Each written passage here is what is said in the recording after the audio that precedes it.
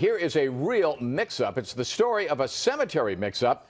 A man tells the mortuary that the woman in the casket is not his wife, but they don't believe him. Now the cemetery is dealing with a mortuary mix-up. The family members are wondering how in the heck this could ever happen. Two women switched after death, and now the mortuary does admit a mistake was made. New at 5 o'clock, NBC4's Angie Crouch is live at that cemetery in Inglewood. Angie. That's right, Chuck. Tonight, Simpson's Mortuary is admitting that they made a terrible mistake. They say they accidentally switched the bodies of two women and already buried one of them. And tonight, the husband of that woman is speaking out, demanding answers. Pretty certain that wasn't my wife, unless she did some awful changing.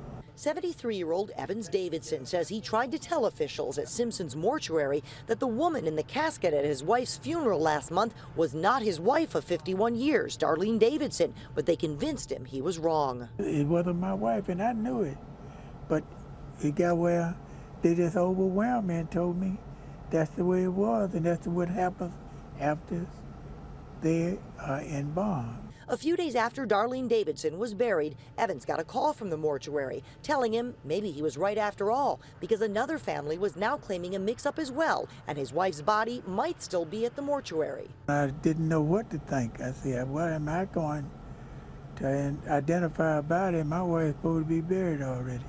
They say this lady's jumping up and down, saying this is not her mother. Today, a spokesman for Simpson's Mortuary admits they buried the wrong woman in Darlene Davidson's grave, and they've offered to exhume the body and pay all expenses for both families to have proper funeral services. We have standards, and also we have systems in place to try to ensure as much as we can that these type of things don't happen. However, again, we're human beings, and can we make a mistake? Of course we can. Davidson's attorney has asked the state cemetery and funeral bureau to investigate. They need to listen to people, the family members who know best, when they spot something, and do a due diligence investigation, which would have disclosed this problem and stopped it in the bud.